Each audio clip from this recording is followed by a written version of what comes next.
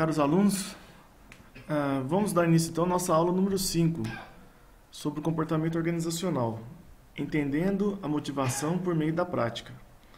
Bom, eu queria dizer o seguinte, gente, eu estive analisando aqui o nosso cronograma de atividades e eu notei o seguinte: na verdade nós estamos adiantados.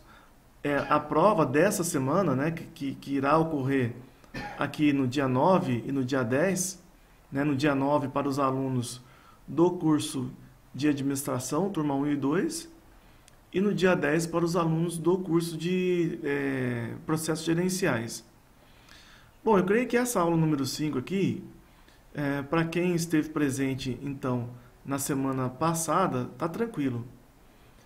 Agora, os alunos do TPG com certeza deverão acessar esse material, estudar com um pouco mais de profundidade, porque de fato eles não tiveram essa aula.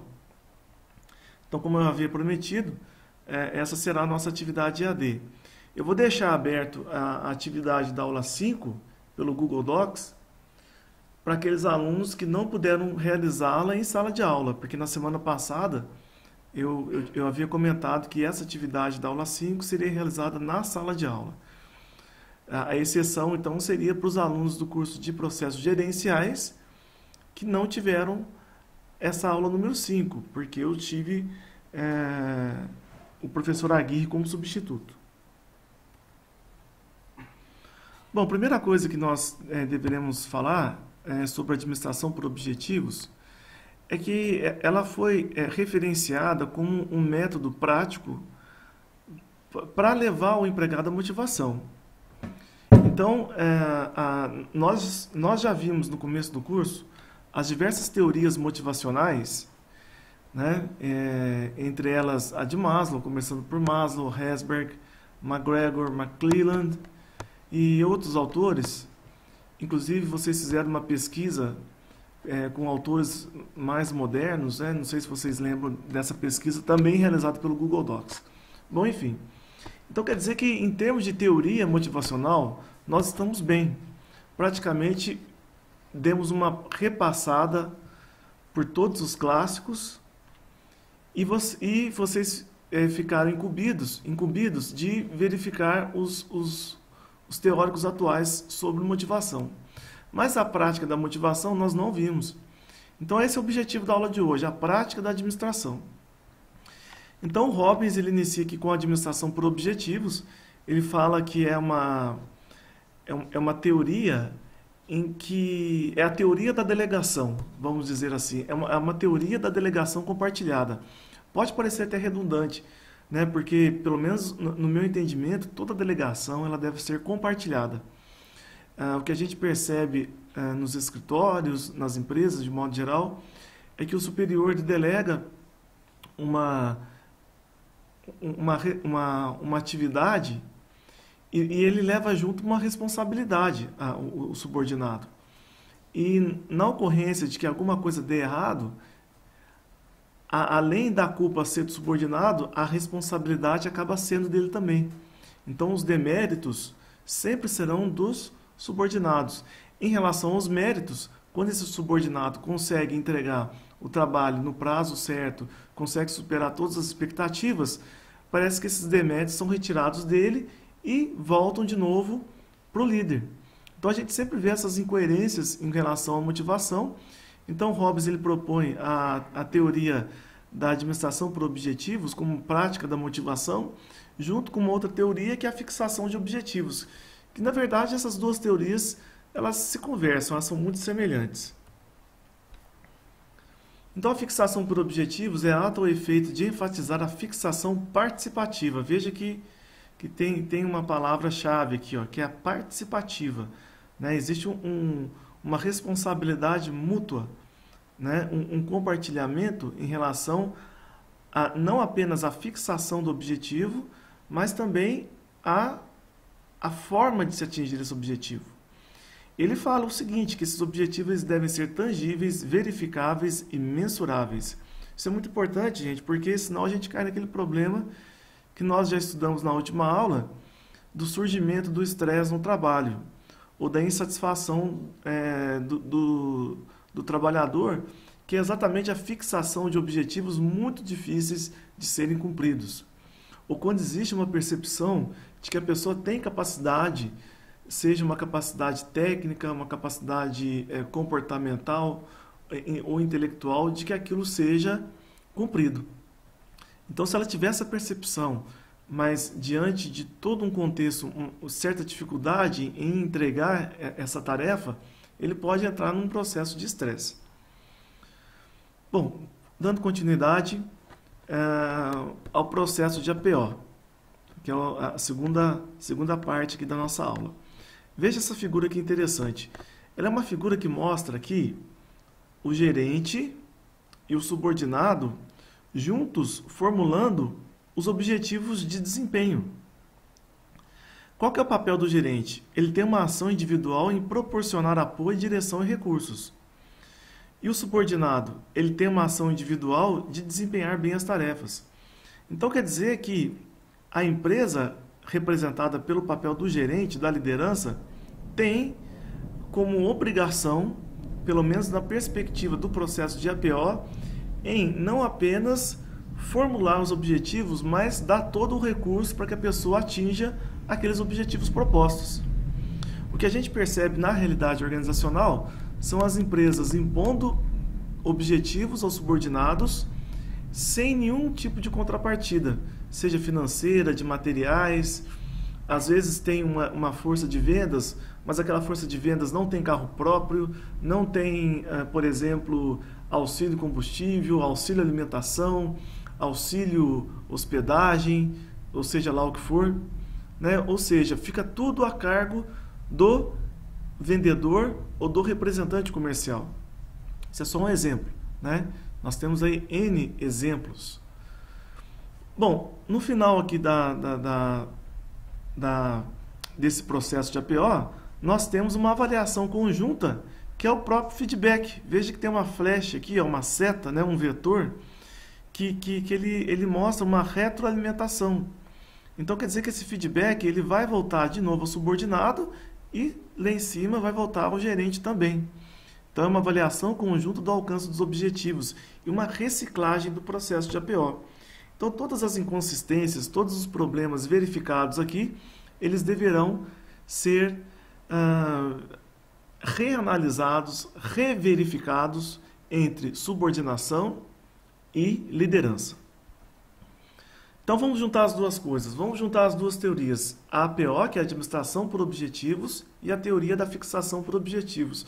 Nós temos o que aqui, gente? Resumindo, nós chegamos à conclusão de que os objetivos propostos aos subordinados, eles devem ser difíceis, entretanto factíveis e específicos.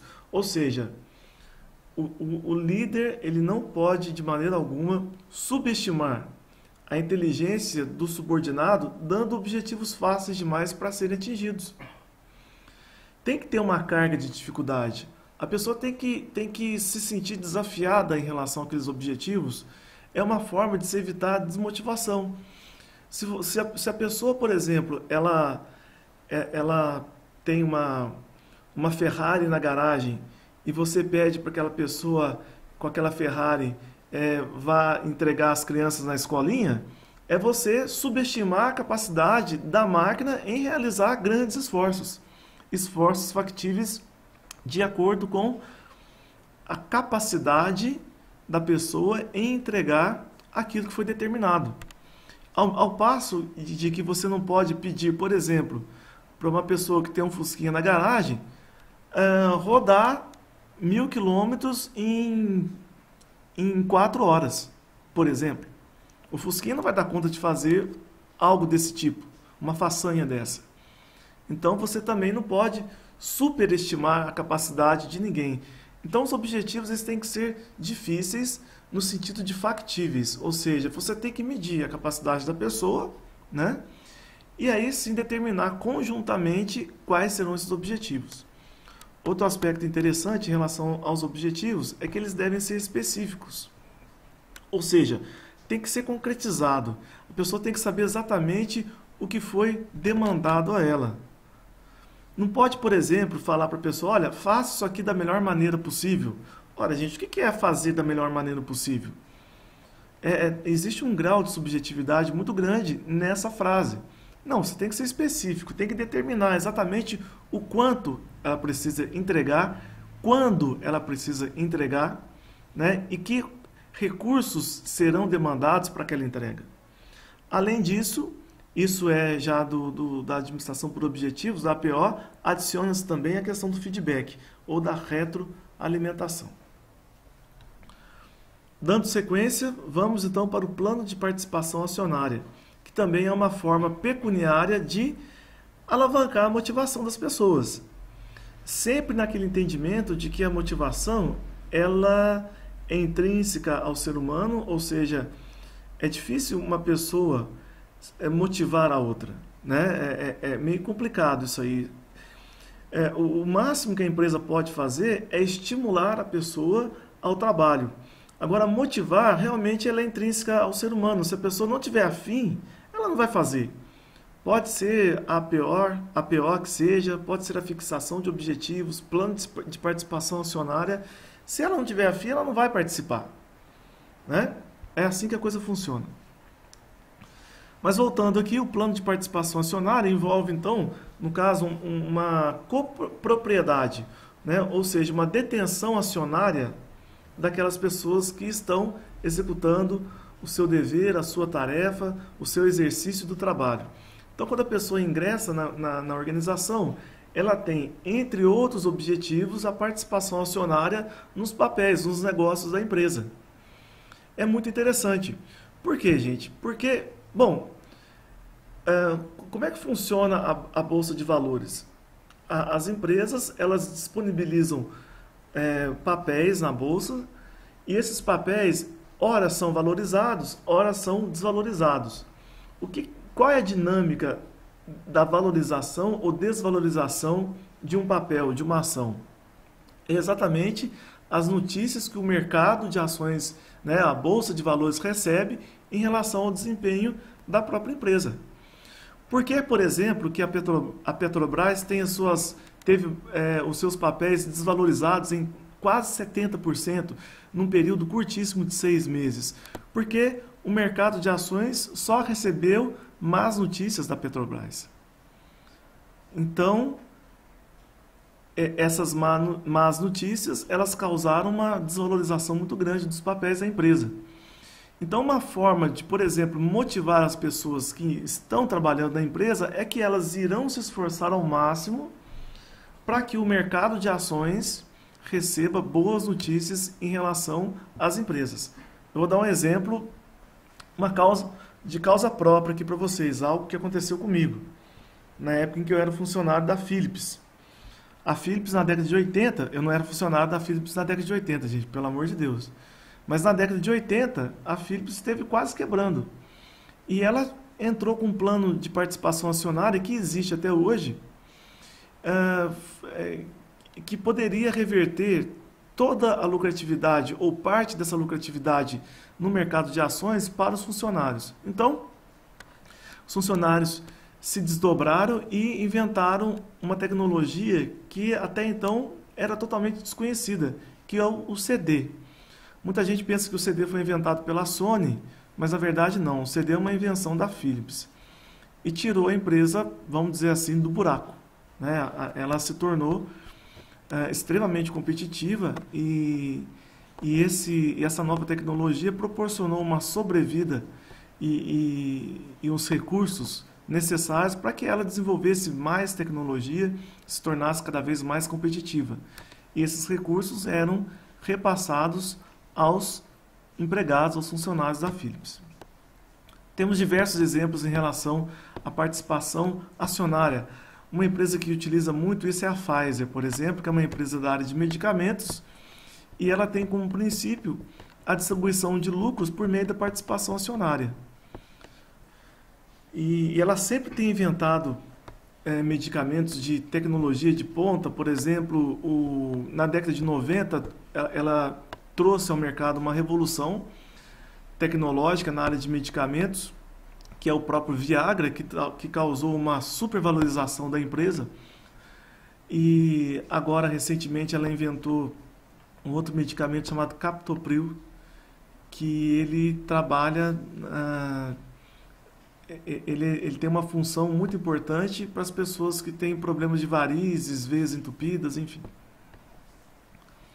Bom, voltando aqui, o quarto exemplo são os círculos de qualidade, que na verdade foi uma moda dos anos 80 e 90, principalmente na Europa e nos Estados Unidos, mas o foco maior, né, o grande avanço do círculo de qualidade ocorreu no Japão da década de 70, né, e da década de 60.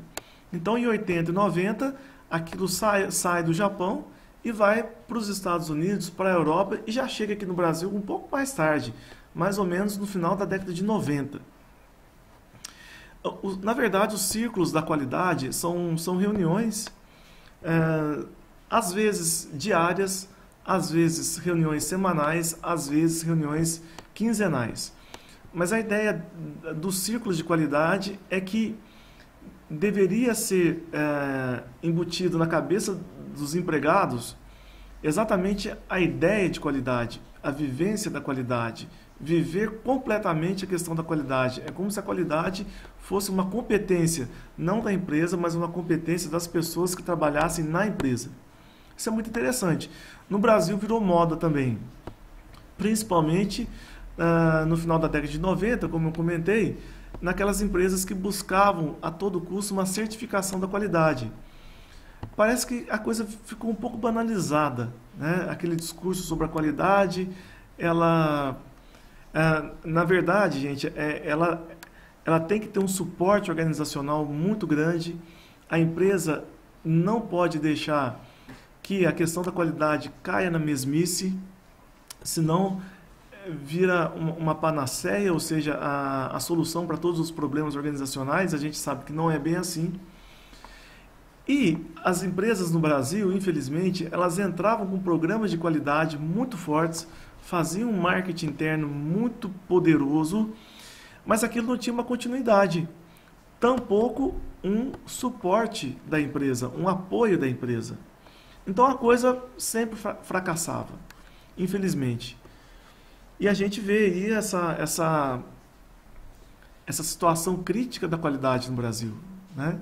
Junta-se a ela o custo Brasil, que tem sido cada dia mais pesado. Então a gente tem uma série de produtos com pouca qualidade, com pouca competitividade, que não conseguem romper a barreira do mercado nacional e chegar até os países em que a qualidade ela é um assunto que é levado a sério. Não se discute mais, por exemplo, qualidade no Japão, na Europa, nos Estados Unidos. Ela é simplesmente um elemento sine qua non, ou tem qualidade ou está fora do mercado. E aqui a gente não consegue, né, sair desse atraso em relação a questões de qualidade. Um quinto elemento aqui, então, é a gestão participativa. O Robbins ele fala o seguinte: a principal característica comum a todos os programas de gestão participativa é o processo de tomada de decisão coletivo, que é, de certo modo, parecidíssimo com os círculos de qualidade, mas as tomadas de decisões dos círculos de qualidade são referentes à própria qualidade. Ou seja, um produto deu problema na prateleira do supermercado, aquilo é acionado uma luz vermelha, vamos dizer assim, dentro da empresa, e o círculo de qualidade ele é então reunido para se fazer uma discussão acerca daquele problema da qualidade. Já na gestão participativa, todas as tomadas de decisões estratégicas, táticas e até mesmo operacionais, ou principalmente as operacionais, elas são feitas de modo coletivo.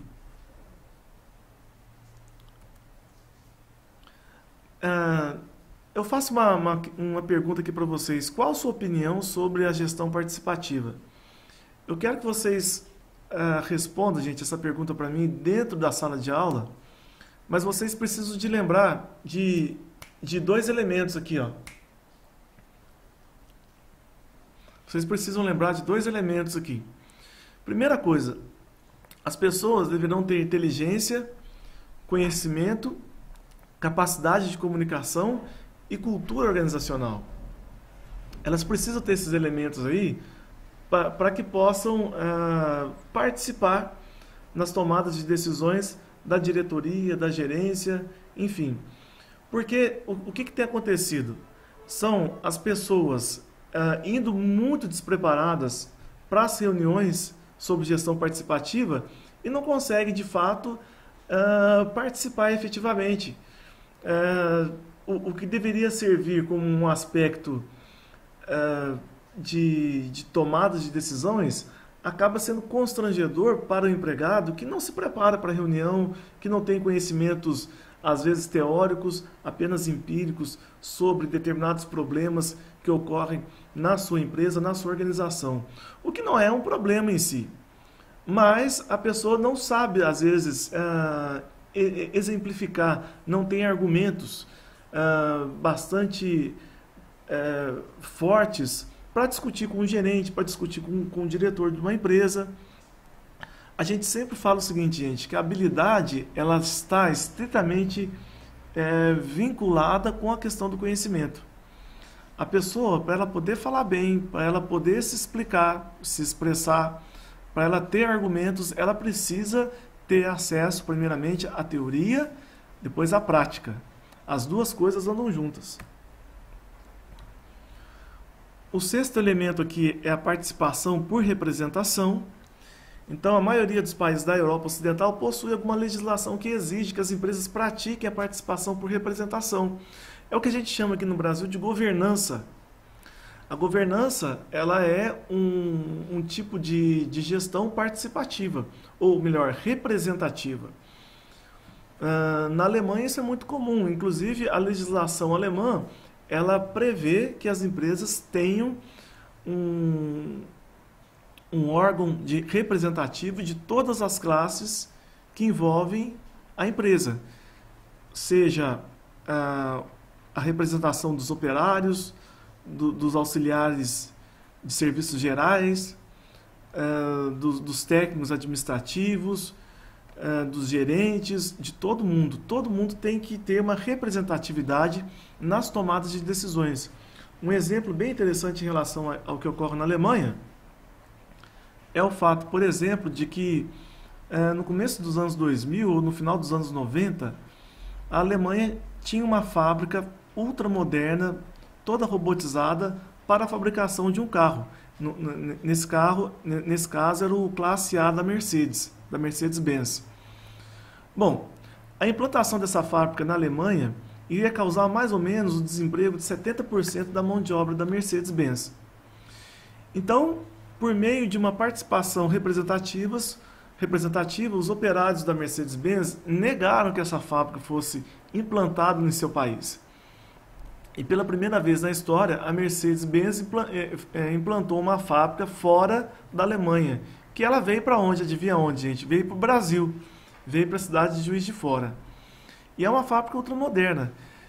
Por ser uma montadora, ela emprega um número baixíssimo de empregados. Mais ou menos 1.300 a 1.500 empregados. Para vocês terem uma ideia, a fábrica da Volkswagen em São José dos Campos, que fabrica o Gol, emprega mais ou menos 23 mil pessoas. Então veja só que diferença, né? As formas mais comuns de representação, então nós temos os conselhos dos trabalhadores, que a gente chama aqui no Brasil de governança, e não só no Brasil, né? O termo em inglês é governance, representante no conselho e planos de participação acionária. Bom, a sétima é a ampliação de tarefas ou movimento horizontal de funções. Por que horizontal, gente? Porque a pessoa irá ampliar a quantidade de tarefas de acordo com seus pares, ou seja, aquilo que os pares executam, a pessoa passa a executar também, né? Isso é muito antigo, né? Há mais de 40 anos, a ideia da expansão horizontal de tarefas, né? Ou seja, a ampliação de tarefas, ela tem sido aplicada no ambiente organizacional. Porém, a empresa, ela tem que tomar muito cuidado sobre essa ampliação de tarefas para não correr o risco de causar um desvio de função do empregado. Se ele perceber que houve um desvio de função, com certeza ele vai procurar a Justiça do Trabalho e vai requerer os seus direitos. Então, por exemplo, eu tenho uma linha de produção, eu tenho nessa linha de produção um auxiliar de produção, e esse auxiliar de produção, ele pode executar diversos tipos de tarefa. Veja, por exemplo, na matriz de polivalência profissional, um auxiliar de produção que trabalha na área de acabamento, ele pode executar diversas tarefas como receber peças, cortar rebarbas, lixar bordas, aplicar tintas, aplicar verniz, polir, aplicar silicones, fazer pré-inspeção, embalar e adicionar ao lote. Então, esse é um enriquecimento horizontal de uma pessoa que é auxiliar de produção. Então, não há desvio de tarefa aqui, porque o auxiliar de produção ele pode desempenhar qualquer tipo de tarefa vinculada à produção. Agora, se eu colocar, por exemplo, registrar na carteira de trabalho da pessoa ela como auxiliar de almoxarifado, ela só vai poder executar essas duas funções aqui, ó, embalar e adicionar ao lote. As demais funções não cabem ao auxiliar de almoxarifado, como lixar bordas, aplicar tintas, né? Então a gente tem que tomar muito cuidado em relação a esse tipo de coisa, porque muitas empresas elas não têm um critério sobre como fazer essa expansão horizontal. Ao passo que nós temos também um enriquecimento de tarefas ou uma expansão vertical que se dá por meio de uma expansão no nível de comando que a pessoa irá atuar. Então, imagina a seguinte situação: a pessoa ela é analista financeiro. Como é que eu vou expandir as funções dessa pessoa verticalmente? Então, significa uma liderança, de repente uma coordenação financeira. Então, eu posso passar para essa pessoa algumas funções típicas de coordenador, de supervisor ou até mesmo de gerência, já preparando essa pessoa para assumir um cargo de gerência, de coordenação no futuro. Então isso tem que ser conversado, né? A pessoa tem que estar muito ciente sobre os propósitos da empresa. Eu não posso simplesmente pegar um analista, entregar para ele toda uma responsabilidade de gerência naquele salário de analista e deixar por isso mesmo. A pessoa vai ficar motivada por isso. Gente, ela não vai ficar motivada por isso e ninguém é bobo mais. A pessoa sabe muito bem de seus direitos e você pode ter certeza que ela irá procurar. Outras formas, então, nós temos horários flexíveis, o home office, o rodízio. O home office cada dia tem sido mais comum, né? Ou seja, a pessoa trabalhar em casa. Esse processo mesmo de dar aula à distância, igual eu estou fazendo aqui, eu estou fazendo aqui na minha casa. Eu não preciso estar aí na universidade para vocês terem uma aula de administração. Hoje as tecnologias da informação, elas permitem que o trabalho seja realizado na casa do trabalhador e não necessariamente dentro da empresa, dentro da organização. Horários flexíveis, o rodízio, ou seja, o compartilhamento de tarefas, que de alguma forma é muito parecido com a ampliação horizontal de tarefas, que está descrito aqui na matriz de polivalência profissional. Essa matriz ela é muito interessante, ela tem uma legenda aqui que explica exatamente o que, gente? O grau de competência da pessoa. Se tiver, por exemplo, na legenda pintado aqui de cinza, um quadradinho, significa que ela está em treinamento. Se tivermos 2 quadradinhos pintados, ela produz qualidade. Se tiver 3 quadradinhos pintados, ela produz qualidade e quantidade. Se todos os quadradinhos estiverem pintados, ela está apta, inclusive, a treinar outras pessoas.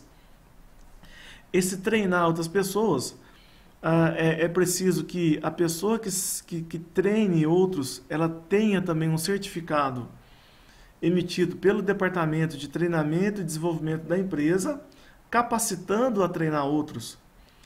E também ela precisa ser remunerada para isso. Porque senão vai acontecer também o que, gente? Um desvio de função.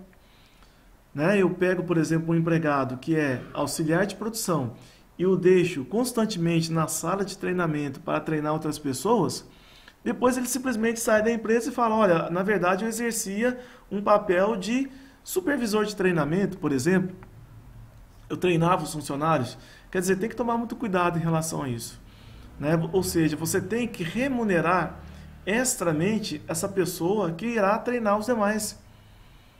E tem que, de alguma forma, se certificar, né, de que ela recebeu algum, algum recurso a mais para que efetivasse aquele treinamento. Ou então, para que esse treinamento seja um treinamento exclusivamente realizado no campo de trabalho, ou seja, na linha de produção. Se tira a pessoa da linha de produção e coloca dentro de sala de aula, já começa a ter problema, então, em relação a esse desvio de função. Bom, o que nós temos aqui, gente? O último é o programa de remuneração variável, ou seja, a pessoa ela recebe de acordo com a sua produção, o que não é uma surpresa para ninguém, né? Então nós temos os planos de remuneração por unidade produzida. Isso foi inventado ainda na administração científica por Taylor, por Fayol e por Ford.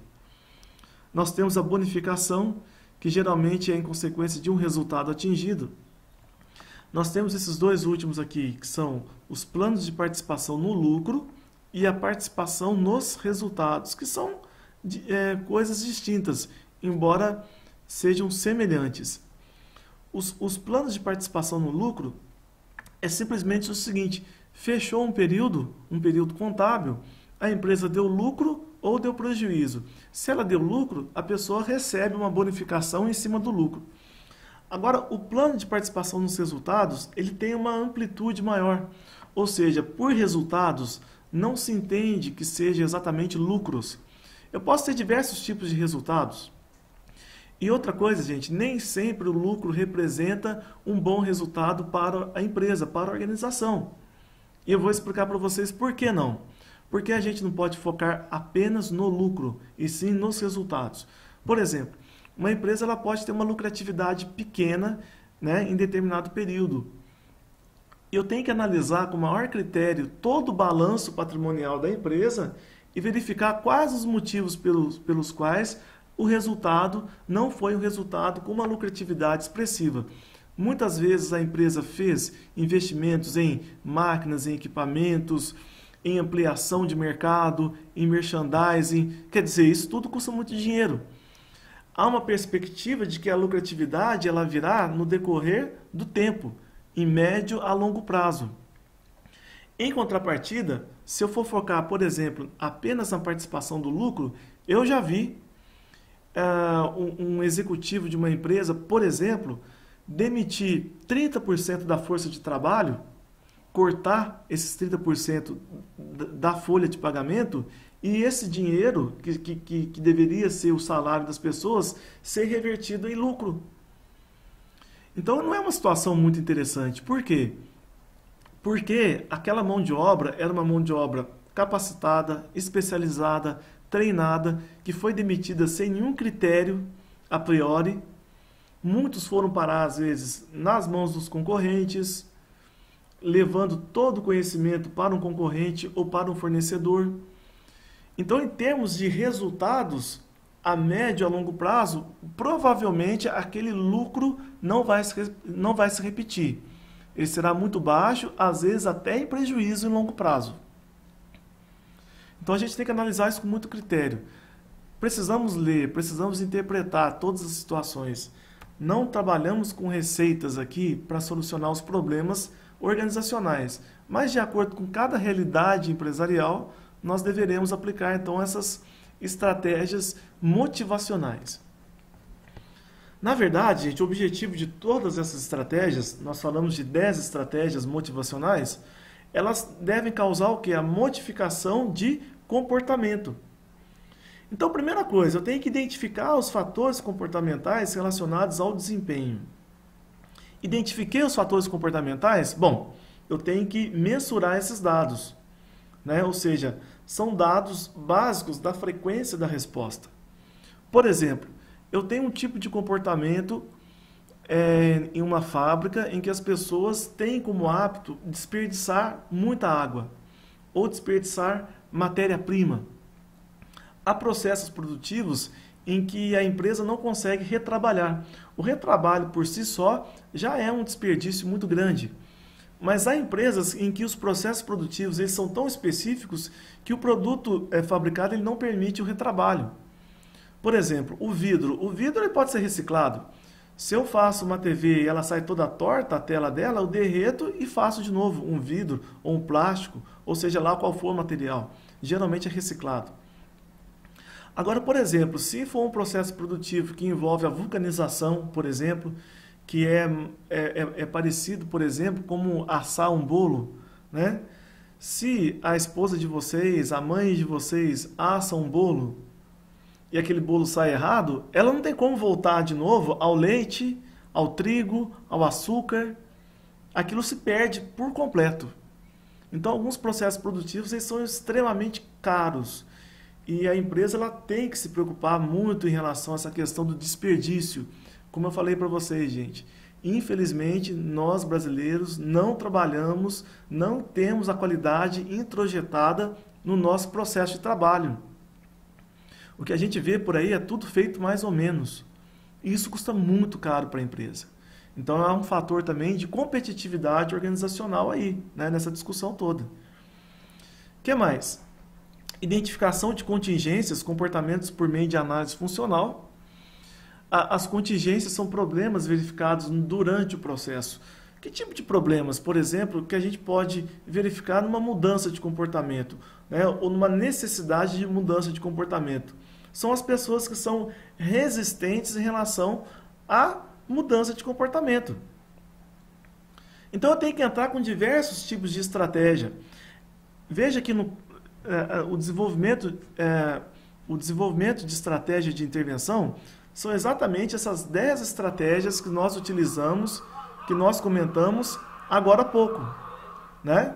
Qual estratégia eu vou utilizar? Uma remuneração baseada em bonificação, né? Eu vejo que a maioria dessas estratégias foram estratégias pecuniárias, ou seja, sempre esteve envolvido ali a questão do dinheiro. Uma bonificação, uma participação nos lucros, uma participação nos resultados, sempre há uma motivação pecuniária. Mas nem todo tipo de empresa trabalha com essa questão de motivação pecuniária. Há profissionais que eles não são sensíveis ao dinheiro. O dinheiro é uma consequência do trabalho deles e não um objetivo pessoal. Na nossa área de administração, as pessoas são muito sensíveis ao dinheiro. Elas se motivam muito fácil em relação ao quanto elas ganham. Mas a gente tem que lembrar o seguinte, que há diversos tipos de empresas, de organizações, que não trabalham com administradores, nem com engenheiros, trabalham com artistas, por exemplo. Você vai motivar um artista com dinheiro? É meio complicado, gente, porque ele já sente prazer em relação à realização do seu trabalho. São trabalhos que envolvem criatividade, são trabalhos que envolvem uma flexibilidade de horários, de pensamento. A pessoa ela não vai ser mais criativa se eu pagar um salário maior para ela. Bem como as pessoas que trabalham na área da saúde, muitos estão ali porque têm como um dever profissional atender a pessoa necessitada. Então uma enfermeira ela não vai deixar de atender um sujeito porque ela acha que ganha pouco. Ela atende a pessoa porque ela tem que executar, primeiramente, o seu dever de enfermeira. Então a gente tem que ter cuidado em relação à determinação de uma estratégia de motivação, porque senão eu posso, de repente, gastar todo o recurso financeiro da empresa achando que as pessoas vão trabalhar mais porque recebem menos, e às vezes nem sempre isso é verdade, ok?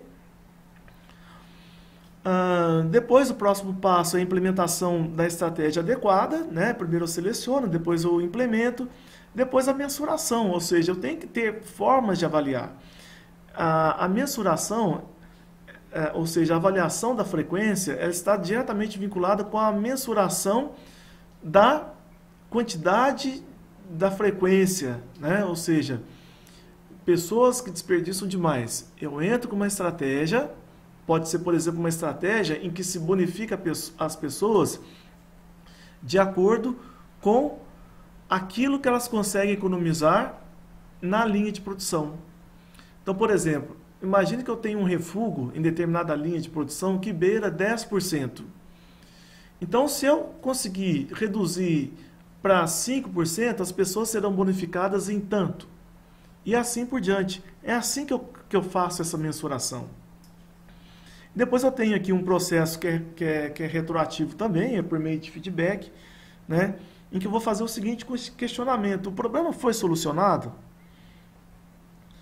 Bom, gente, se o problema não foi solucionado, eu tenho que voltar lá de novo na identificação dos fatores comportamentais e verificar o que deu errado.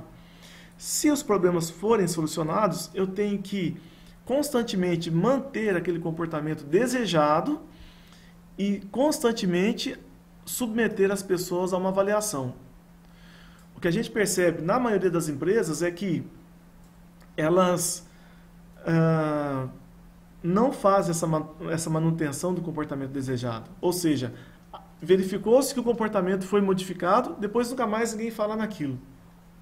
E a coisa vai voltando gradativamente a ser como era no passado. Esse é o erro nosso em relação à qualidade, por exemplo, né? Se eu quero colocar, embutir na cabeça das pessoas, né, uma responsabilidade quanto a questões de qualidade, então eu tenho que trabalhar a qualidade, gente, todo dia, 24 horas por dia, 365 dias por ano.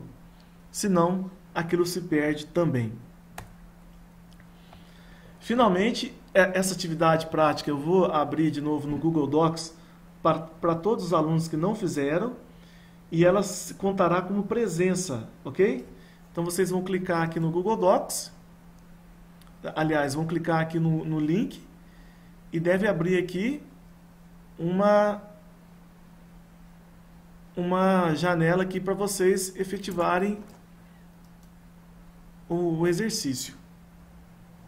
Bom, no caso aqui, gente, não foi efetivado porque eu havia bloqueado para envio, mas agora eu vou liberar para vocês imediatamente aqui. Vocês poderão então enviar essa atividade.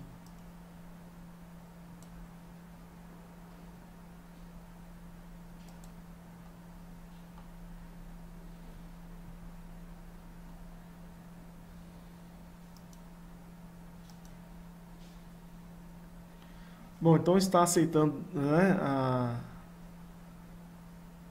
o envio novamente. Clicou aqui, vai abrir o formulário. Vocês vão ter que responder aqui a atividade da aula 5. Vão responder aqui, gente, as perguntas que estão lá no livro do Robbins, página 181. E depois, 2 questionamentos que estão também dispostos na página 181 do livro do Robbins. Para quem não tem o livro do Robbins, nessas 2 páginas aqui, eu já informo para vocês que eu fiz o escaneamento dessas páginas e o material está disponível lá na nossa página do Facebook. Então é isso a aula de hoje. Eu desejo para vocês boa prova. A nossa prova então será realizada para os alunos do curso de administração na quinta-feira, se não me engano, quinta-feira, dia 9. E depois, no dia 10, para os alunos do curso de processos gerenciais. É isso aí, gente. Bons estudos para vocês. E aproveito e desejo aí uma feliz Páscoa para todos. Um abração.